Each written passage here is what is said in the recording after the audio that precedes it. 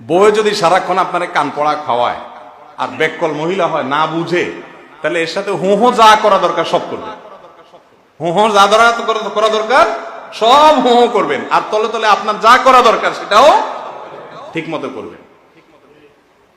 ঠিক তো বললেন, এরপরে কি সার্টিফিকেট পাবেন সেটা জানেন? এরপরে বউ বলবে যে বলদ মানুষ, ঠিক না বেঠিক? এত বুঝাই, আমার কাছে আসলে ঠিকই বুঝে হো হো করে, আবার সেখানে গেলে ঠিক আবার পোল্টি মারে। বেকুব সেকুব মানুষ। আর এই সার্টিফিকেট যদি বোর কাছে পাইতে পারছেন একবার যে আপনি বলদ, তাইলে আপনি কাজ কিল্লাফ হবে। বুঝেন নাই কথা?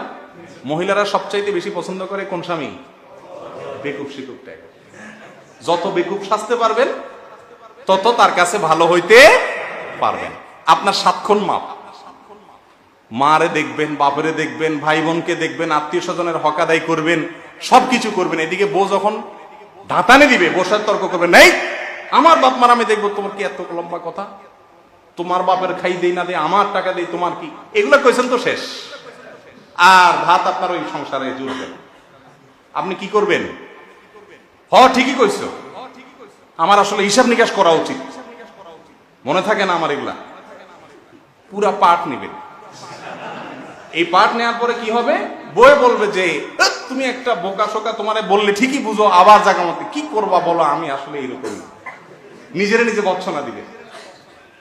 এটা হলো একটা বুদ্ধি। কত বুদ্ধি নিজের খায় শিখাবো? জায়গায় জায়গায় অ্যাপ্লাই করতে হবে, জায়গায় জায়গায় অ্যাপ্লাই করতে হবে। আর আসলে মন থেকেই স্ত্রীদের কাছে বোকা সাজার ভিতরে একটা আনন্দ আছে। সব জায়গায় বীরত্ব দেখানোর মধ্যে কি নাই? আনন্দ নাই। আমি আমার নিজের কথা একেবারে অনেস্টলি যদি আপনাদের বলি, আমি চেষ্টা করি আমার পরিবারের কাছে একেবারে বিড়াল সেজে থাকার জন্য। শুধু স্ত্রী না, সন্তানদের কাছেও এমন একটা ভাব ধরি, ছেলে মেয়েরা মনে করে আরে কি আব্বু যে কি একটা মানুষ না, ওরা খুব খুশি, মানে ওরা অনেক শেয়ানা, আব্বু একটু বেকু। সবাই, প্রত্যেকটা লোক বিশ্বাস করেন, সমস্ত স্ত্রীদের এটাই চাহিদা যে আমার স্বামীটা কি থাকুক, একটু বোকা শোকা থাকুক, উঠামু বসামু, কথায় কথায় উঠবেন বলবেন, লেফট রাইট করবেন, যত শুনবেন তত। কিন্তু গল্লির ঠাও ঠিক রাখবেন। আপনার যে হক আল্লাহর পক্ষ থেকে বাপমার প্রতি, ভাই বোনের প্রতি, বইয়ের কথা, সেটা বাদ দূর করা যাবে? খবরদার, ওই জায়গা ঠিক থাকতে হবে। অনেকে এই জিনিসগুলো না বোঝার কারণে সমস্যা তৈরি হয়। হয় বইয়ের দিকে বেশি ঝুঁকে পড়ে, বাপমার হক নষ্ট করে, অথবা বাপমা ভাই বোনের দিকে বেশি ঝুঁকে স্ত্রীর হক নষ্ট করে। প্রত্যেকের হক এবং অধিকার জেনে তার অধিকারকে আদায় করা, এবং সে যদি আমাকে ডিস্টার্ব করে, অনেক সময় বাপমাও ডিস্টার্ব করে, সেক্ষেত্রে বাপমাকেও অত্যন্ত কৌশলে ম্যানেজ করা শিখতে হয়। মুসলমান এত বোকা হওয়া উচিত না যে তাকে চরকি দিয়ে সারাক্ষণ ঘুরাবে, সে ব্যালেন্স করা শিখতে হবে। আল্লাহ তাআলা আমাদের সবাইকে তৌফিক দান। কোন অবস্থাতেই দাম্পত্য জীবনে স্ত্রীকে খুশি করতে গিয়ে মা বাপ, ভাই বোন বা রক্ত সম্পর্কীয় যারা আছে তাদের কোনো হক নষ্ট করা যাবে না।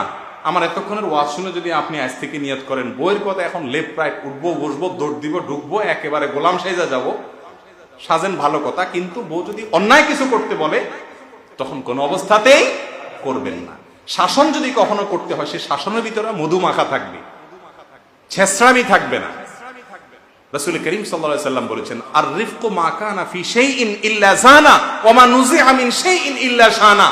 নম্রতা, কোমলতা, এটা এমন একটা জিনিস, যেই কোনো বস্তুর সাথে এই নম্রতা যুক্ত হলে সেটা সুন্দর হয়ে যায়। আর কোন সুন্দর জিনিস থেকে যদি নম্রতাটা না থাকে, তুলে দেওয়া হয়, তাহলে এটা ত্রুটিযুক্ত হয়ে যায়। একজনকে দাওয়াত দিচ্ছেন, নামাজের জন্য বলতেছেন, কিন্তু আপনার আচরণ যদি কর্কশ হয়, তাহলে ওই ভালো কথাটাও খারাপ হয়ে যায়। আরেকজনকে শাসন করতেছেন, কিন্তু সেই শাসনের ভিতরে যদি নম্রতা থাকে, কোমলতা থাকে, তাহলে ওই কোমলতার কারণে শাসনটাও মনে হয় আদর। ঠিক না বেঠিক? স্ত্রীকে শাসন করবেন আদরের সুরে, শাসন ছাড়া যাবে না। শাসন করবেন আদরের সুরে। স্ত্রী যেন এই জিনিসটা বুঝতে পারে যে আমার স্বামী আমাকে ভালোবেসে শাসন করেছে, সে আমার শত্রু না।